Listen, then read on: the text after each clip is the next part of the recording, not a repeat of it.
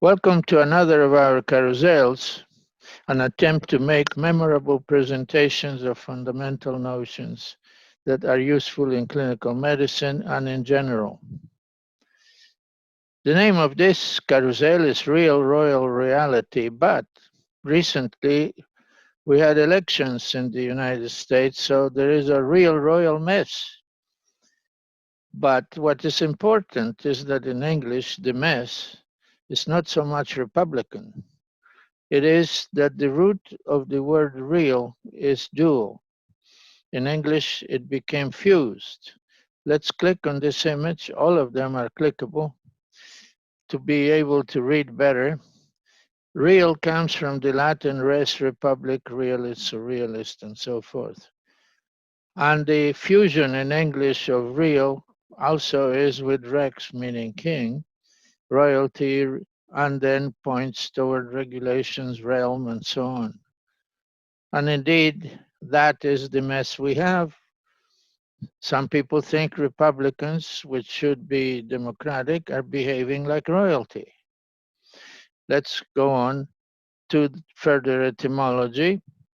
And if we go down a little bit, we see that etymology, in a way, is the etiology or the origin of words, which clarifies our use of vocabulary to transmit ideas. Words are secondary, they are just packages of notions. Next.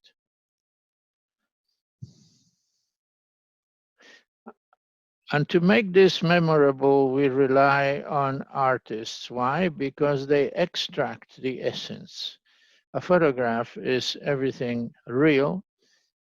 The portrait is realistic, but skips certain useless details that may be distracting. So let's look at this portrait because it is historically extremely important. This is a face, a royal face, and I call it a facies because faces we understand or have meanings to us, we can call them facies. And this is characteristic of a gene mutation, one single gene mutation of the Habsburg royal house. But the artist is a realist. He does not beautify and he does not skip the essence. Next, then we can go to the internet and explore that even further because the Habsburg dynasty changed the history. They took over Spain. They essentially stole the Spanish Empire. Take a look at this video. You will enjoy it. Let's go back.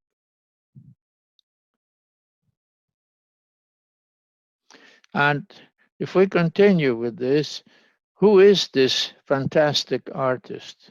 World famous and immortal. Yet he got away with being a realist. He portrayed kings with all the warts and their particular flaws. So let's see his face. And he portrays himself here a little bit arrogantly. Some people said he tried to look like Jesus Christ. But notice the facial features. That face speaks. And the next image will tell you why. I will focus on the tip of the nose and the upper lip, and let's see how and why. Let's open this picture for a minute and go to the web because it will give you an additional perspective. If we go down, there are links in there, and you could see that there are the A and B and C and D. And he painted many remarkable paintings that made him immortal. Let's go on.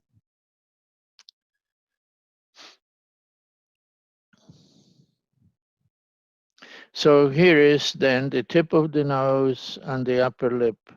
And what can this tell us? Well, this tells us an awful lot. It speaks for the brain.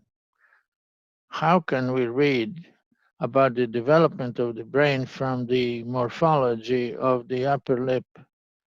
That is a mystery. Let's open it.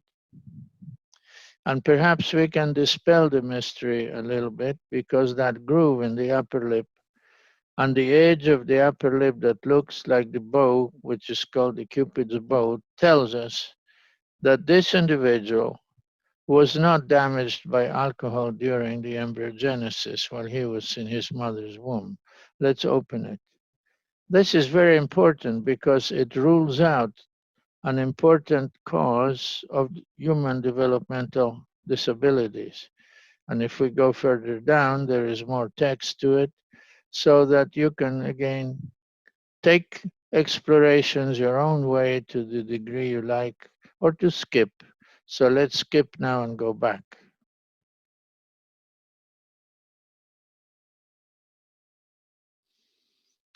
And here we have a facies, a face that speaks to me, and I call it facies because I recognize certain things. But to you, what do you see here? What speaks to you? Let's click on it. Now you take a good look because maybe you missed some important things. And if you click on the image and go out to the internet, there are three links. One in this particular website. There is another description in the details. If we click, if you're having time or you're so inclined, you can read more, go down. And then there is a click to a medical site. So let's go back.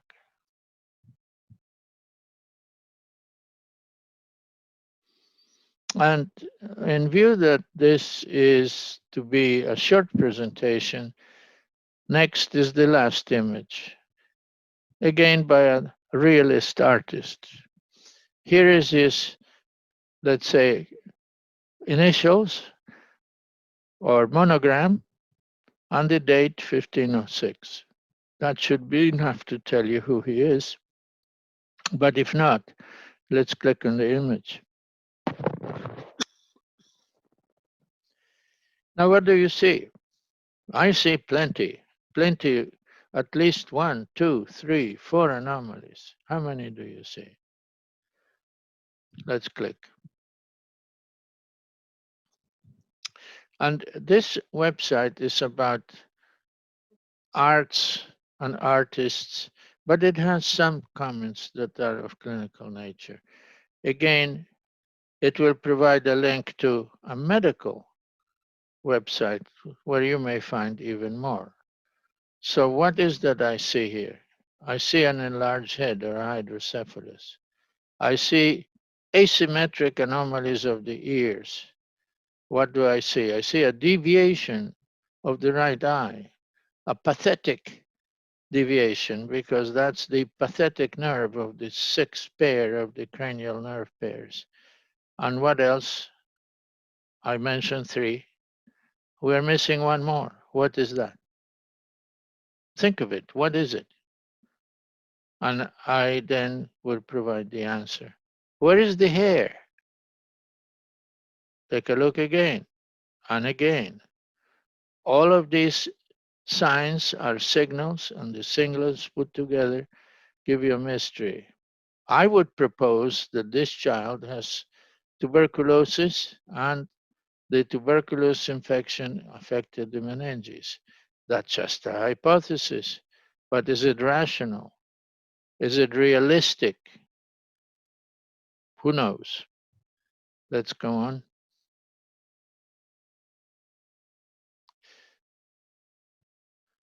And so we have reached the end of this carousel. Thank you for your attention. And I hope you visit us again. And I hope also that this example shows you the importance of clearing up the confusions that very often languages lead to, for ideas have to be crisp. Goodbye.